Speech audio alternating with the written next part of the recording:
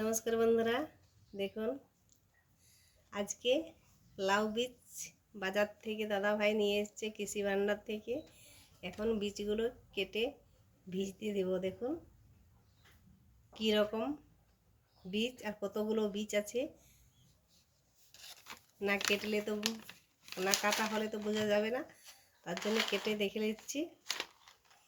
প্রায় 10 প্যাকেট বীজ নিয়ে এসেছে। দেখুন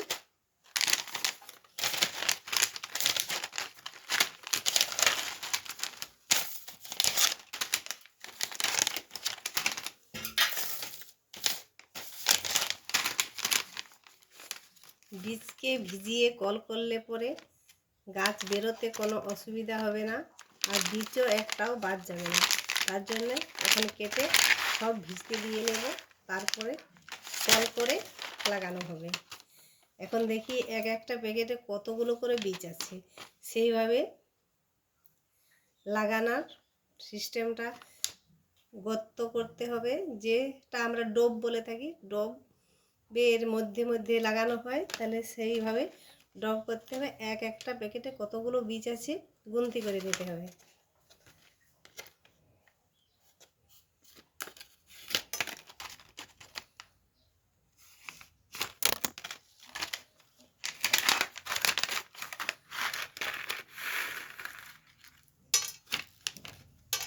দেখুন মাত্র অল্প বীজ আছে, তার মধ্যে আবার গুনতি করে নেব, না হলে জায়গা অনুপাতে বীজ দিতে হবে। না হলে ফাঁকা রয়ে গেলে সেই জল ঔষধ সব কিছুই লেগে যাবে, আর ফাঁকা মাটিতে জল দিতে হবে। গাছ সম্পূর্ণ না হলে ঠিকঠাক হবে না। দেখুন বীজটা দেখতে একদম ছোট্ট সাইজ, আর কতগুলো আছে গুনতি করে দেখাচ্ছি। দেখুন এখানে 4 পিস আছে। 4 2 6 8 10 12 14 16 18 20 21 22 24 26 28 30 32 34 36 38 40 42 44 46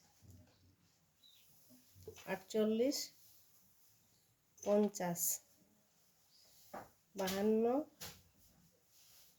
54 56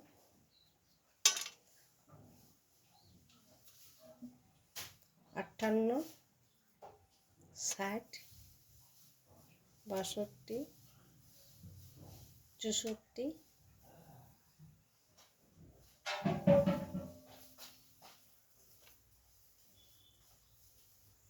ছেষট্টি 67 70 72 74 76 78 79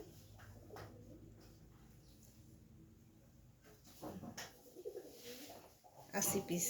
এক একটাতে 80 পিস করে বীজ আছে। মনে হচ্ছে হয়ে যাবে।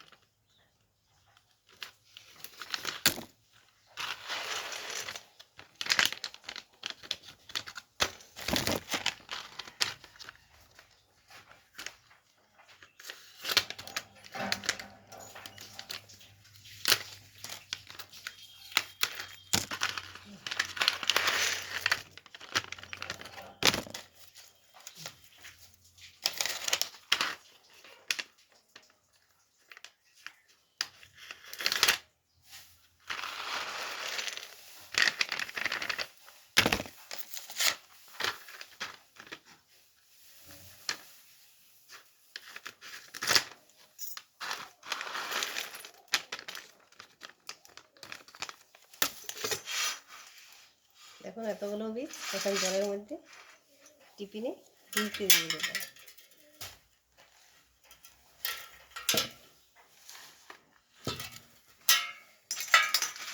আজকে ভিজতে দিয়ে দিচ্ছি, কালকে এই টাইমে তুলে কল হতে দিয়ে দেব। তার মধ্যে সুতির পাতলা কাপড়ে বেঁধে দিতে হবে, তাহলে কলটা ঠিকঠাকভাবে বের হবে।